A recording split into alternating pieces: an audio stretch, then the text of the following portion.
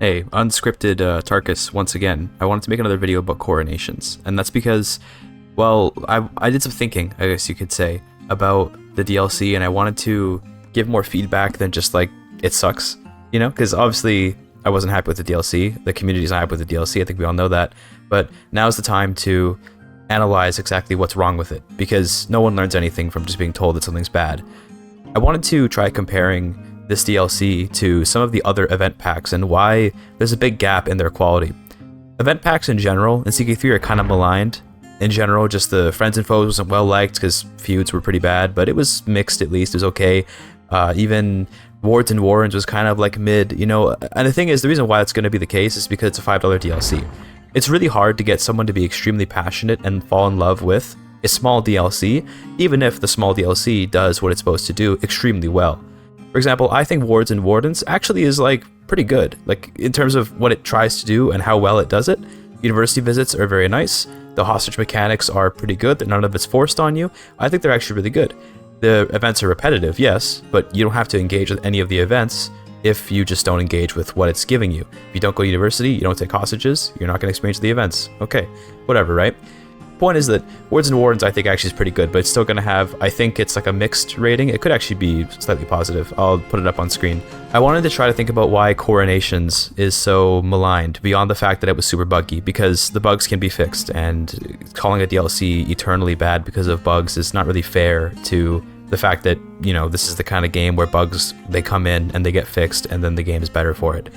I had a big epiphany, you could say, earlier today when I was thinking about it, as I was just playing some casual CK3. I know, rare, sometimes I play CK3 just for fun, it's not just for content, but I was playing a game as Alfred. I didn't record it or anything, so sorry, no relevant footage, but I was just having fun.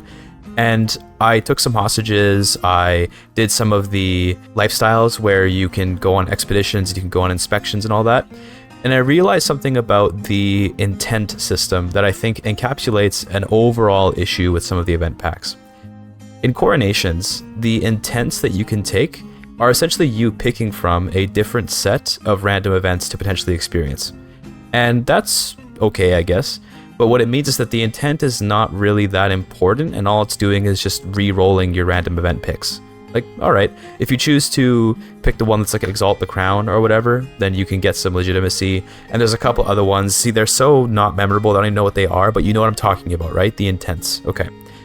Compare that to when you go on a Monument Expedition or an Inspection, either one, from the Wandering Nobles pack, which I believe is also mixed reviews, by the way. You'll see that when you pick the different intents, you get some pretty different outcomes. And the reason why that matters is because it gives you this sense of agency, like you're choosing something, like you're trying to accomplish something.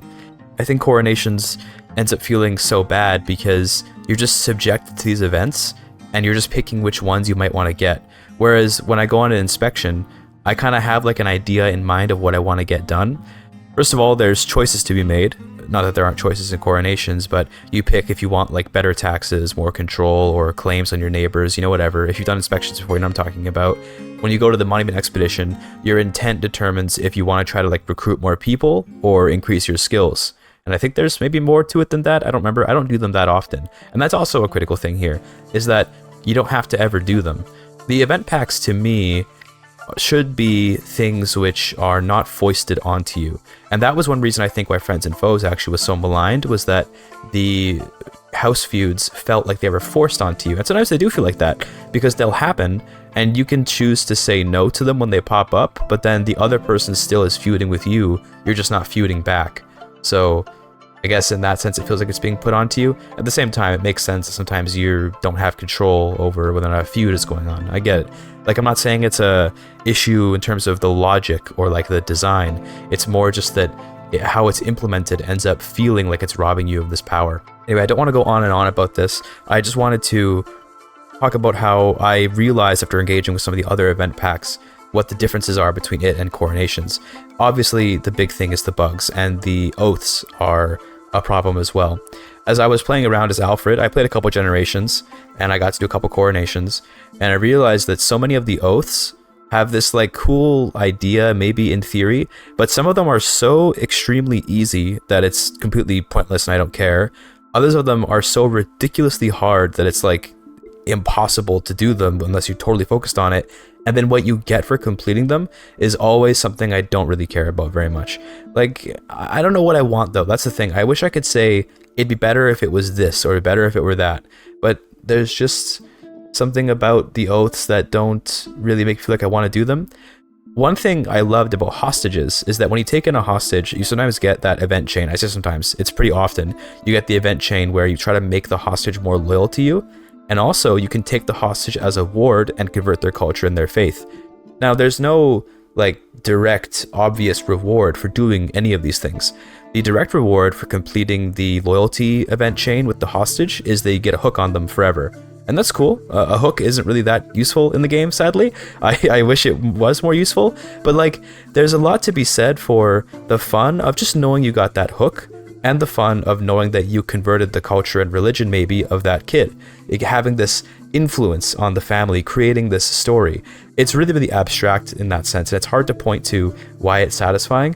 I personally find it very satisfying though. When it comes to universities, as another example of a thing that has a lot of repetitive events but somehow is very different, it's because of how important and how impactful the benefit is of going to the university.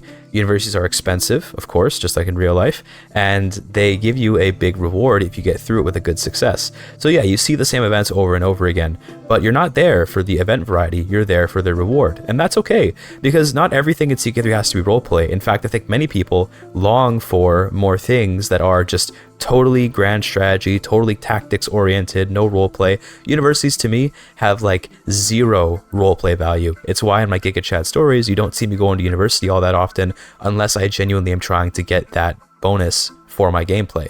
On the other end of that is things like hiking. So the hikes, again from Wandering Nobles, are like the other end of the spectrum. You do them for stress relief, and they're fun for roleplay because you could take one person with you. I love that you have an activity which lets you focus on your relationship with one particular person.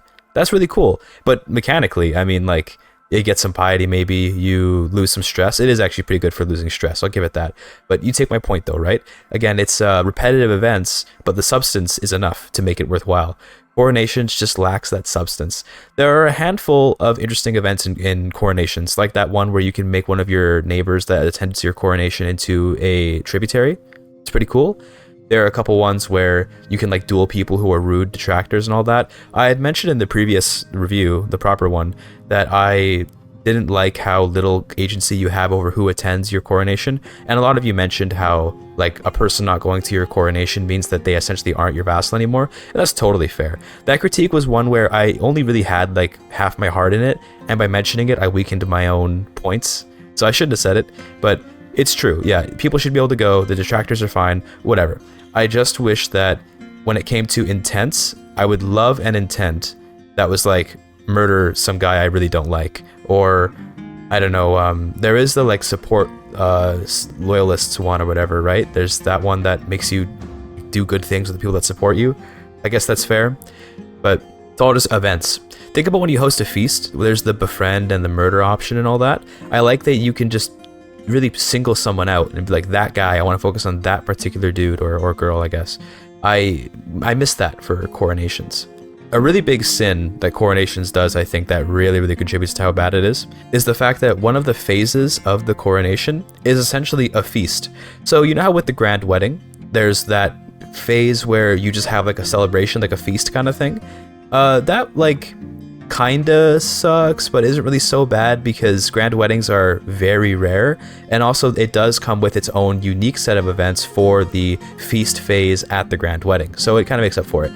The feasting phase of the coronation is just a feast, essentially. It's different. I know it's not the exact same, but it doesn't feel different. I found myself within, like, unironically, 2 coronations worth of gameplay already just clicking through events, not paying attention to what I'm clicking on anymore. And that, to me, is problematic. I still find myself, whenever I'm doing the hostage events for the wards and wardens, I still find myself every once in a while being like, oh, I don't remember that event. I probably have seen it before, I've played the game for thousands of hours, but I don't remember it, probably because I don't do them as often because they're not mandatory. Anyway, I'm kind of rambling about events, so I'm going to stop for a second, and I'm going to sort of explain one of the just fatal flaws of event packs in terms of getting them to be well loved, and that's that event packs in concept, I guess, are inherently passive sets of content, but with like Wandering Nobles and Wards and Wardens, we know that event packs can create interesting mechanics and give you agency instead of just events and nothing else. The question is if they should be doing that. Well, I think that a DLC like Wandering Nobles, again, I think it's mixed reviews, but let's be honest here, it's not a bad DLC. I think I gave it like an 8 out of 10 or something when I reviewed it, because it gave a new lifestyle tree, 3 of them in fact, and it gave activities that were worthwhile to do mechanically and for roleplay. It was like, to me, that's like the perfect event pack. I don't know what to tell you. Like, I'm talking as if I'm arguing with you, but I don't know if whoever's listening is disagreeing or agreeing with me right now. The point is that I think that Coronations as an event pack just completely flounders in the face of what came before it. And at the same time, what came before it was still mixed. So maybe Paradox was thinking we didn't like Wandering Nobles? I gotta ask people that are watching, like, do you not like Wandering Nobles? I don't know, I rated it quite highly and then saw it had pretty bad reviews, and I was like, okay, I guess, you know, I don't always agree with the community. I thought Cons of the Steppe was great, but it's mixed reviews, I guess, right? Sometimes it happens. Everyone's got their own taste. But to me, Wandering Nobles and Wards and Wardens is great. Friends and Foes is only bad because the feuds are broken as hell, but then Friends and Foes is the lower end of the event pack quality because there's not a lot of agency in it. I really think that CK3's problem has been agency. Why do people like Roads to Power? Why do people like Tours and Tournaments? Both of those DLCs, first of all, they're massive. Like I mentioned before, big DLCs are easier to be loved than small ones, no matter the price difference. But second of all, those DLCs come with a lot of things to do. Like, it's stuff that you can go and do right now, if you have the money for it, obviously. When you buy Roads to Power, you suddenly have like the whole adventuring lifestyle, which is its own controversial sort of, is that actually good or not? I liked it, but some people didn't like it as much. You have like the new Byzantine way to play, and you have just a lot of variety via those two things. And it's like very engaging, it's very active. Same thing with Tours and Tournaments. The events, or rather activities, that are given by Tours and Tournaments and the events that come with them are completely unique to those activities. They're fun to engage with because a lot of them are somewhat interesting. So a lot of them also are just clickable, like in the sense that when you host a grand tournament and you just click on the random locales and click through the events, doesn't really matter. But you don't have to look at those events. It's got the Royal Court solution idea where you don't have to look at them. You can ignore them if you want to. You never feel like you're trapped in this loop of events or that you have to do them. You do the grand tournament for the mechanical stuff. You do it because it's fun to engage with, and it might create some good stories, or it might not. Sometimes, when I do Tours and Tournament stuff, I read the events because I'm curious about the character I'm interacting with. If the person I'm dueling against is like my rival, I might then actually enjoy reading the events. But if I don't care about it, then I click through it and get my prize and move on. With Coronations, the prize, I guess you could say mechanically, is quite weak because the oaths aren't very interesting. If the oaths could be changed in some way, again, I wish I knew how to change them, wish I gave more concrete advice, but the oaths are simultaneously underwhelming and overwhelming, which I know is paradoxical. Hilarious paradox, I get it, but it's that they're too easy and they're too hard. They're not interesting and they're too much all at once. I found myself pretty often when I would do a coronation just taking the very basic, like, expand the realm or maintain peace options, and I was doing those because they were very achievable and they were things I could understand. Obviously, if you just play the game more and just experiment and take the more obscure oaths that you don't necessarily understand right away, you'll eventually come to understand them, and that's fine. But the rewards never really felt like I knew what I was getting into. For example, one thing I compare this to is in Legacy of Persia, when you try to revive Iran, what's the name of that ending? You know, the one where you, like, Persian Resurgence, Iranian Resurgence, there we go. In the Iranian Resurgence ending, the requirements are really hard to parse because there's like a lot going on there, right? There's a lot happening with regards to those struggles and those endings. You can critique that if you want, but I'm using it here as sort of an explanation of how to handle that issue. Although it's hard to parse, the rewards are very clearly laid out to you, so you understand what you're getting into there.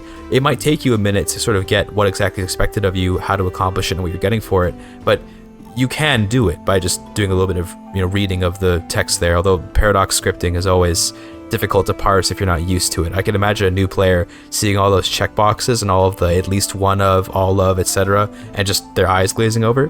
But with the oaths, it's just a custom tooltip, to use the terms for the modders would use. It's just a bunch of custom tooltips.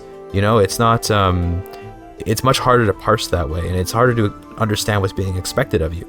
It also feels like the way that the oaths come to an end is just super anticlimactic. Like, you finish the oath, you go into your decisions and you click it, and then you're done. And there's your prestige, there's your modifier, and you move on. I would have liked almost, this is for some more concrete advice here, if oaths would be completed in stages. So let's say that you had promised to expand the realm by 20 counties, for sake of argument, and you have 20 years to do it. And after 15 years, you've expanded it by 15 counties, let's say. And you could be sort of rewarded in some way for achieving partially your oath so far. And then maybe you could back out of the oath, or maybe you could continue to press on to do the oath. And if you fail, the consequence is much less than it would have been if you got no counties, or God forbid, you had lost counties. It just gives it that sense of, I don't know, less gaminess. I don't think gaminess is bad. And again, sorry for these brutal tangents. It's what happens when I go unscripted. But there's a certain gaminess to these oaths that makes them just not fun to interact with, I guess. I think what it comes down to, we'll wrap up here as the rant comes to an end. What it comes down to is, why do you do an activity? And the answer will be different for every single activity. But for example, a feast is very basic. It's opinion and prestige. I want to make vassals like me. I want to get prestige. There are some health events, there's some random events that are positive. You can lose stress, whatever. But for the most part, I'm doing a feast for prestige, and that's okay. I don't expect any more from that. Why are we doing hunts? Hunts are also for prestige, also for stress loss, also to make friends, but probably for artifacts, probably for traits. Like, you want to get the hunter trait, you want to get experience. These are benefits to your character. That's why you're doing them. You may be doing it, if you want to do like the befriend scheme or whatever, maybe to do the murder, whatever. Like, there's other reasons, but for the most part, there's a very clear idea why you're doing this. When you do a grand tour, those have a huge number of uses. By the way, another reason why tours tournaments is so amazing, grand tours could be for money. You spend money to make money. Could be for dread, although I very rarely do intimidation tours. Could be for a lot of prestige via the Majesty tour. It could be because you're trying to do cultural festivals in order to get cultural acceptance. It could be for tour the grounds, trying to increase control across your empire, although again, I don't do that very often. But the point is that there's these very clear purposes. What is the purpose of the coronation? It's because you have to do it. That's why you're doing it. I don't know what to change to make it better, but the coronation is something you do because you have to, and that's why it's not very fun. That's what it boils down to for me. If I were to try to give a more fair shake to coronations, the real problem is that the roles that coronations fill are already filled by other events. If you want prestige, there's lots of other activities you can do to get prestige in different and more fun ways. If you want legitimacy, there's other stuff you can do to get legitimacy, although I will say, not that many. There's funerals, and then some events within pretty much any activity can give you legitimacy. But coronations could be the way to get immense legitimacy, but you can only do them once, right? So you're just doing it that one time. I think I much prefer activities like inspections and monument expeditions because they have this more interesting purpose. When I do an inspection, I come out of it with a sense of more content on the way, you could say, because let's say I grab claims from the inspection, the one where you get claims in your neighbors. It's like, well, that's it. The reward is the claim, and now I'm going to go and do stuff with those claims. If I do a monument expedition, I might meet a bunch of really cool characters, and if I'm in a really strong roleplay mood, I might turn those characters into like my courtiers and my knights and my counts, eventually maybe my dukes, right? I'll turn them into people that sort of stick with my story, and that's fun. Or if I'm just mechanically interested, they're high stat people, I put them in court positions and I move on, and that's perfectly fine. And it's very quick, and it's not super expensive, and it's not required. Again, they're not required. Anyway, sorry, I'm just repeating myself now. I'm going to stop myself before I keep going. Also, there's a car passing by in the name of journalist gaming. Hopefully the cars are coming through the mic. But yeah, I think that the Coronations DLC can be summed up as being forced upon you, lacking a obvious reason to do it besides the fact that you have to, and then of course the oaths are just poorly balanced. Given time, given proper patches that make the oaths significantly more balanced if they come out, and maybe improvements to the AI to actually interact with coronations, maybe we can put the score up to like a 4 out of 10. I don't know. It still feels like it's events I don't care about. There's not a lot of interesting ones. There's a handful of okay ones, and I just find myself never really being excited for the coronation. Whereas I love doing inspections, I love doing monument expeditions, I love doing hikes, depending on the mood that I'm in, of course. I just never look forward to coronations. Anyway, that's that. Thank you for your time.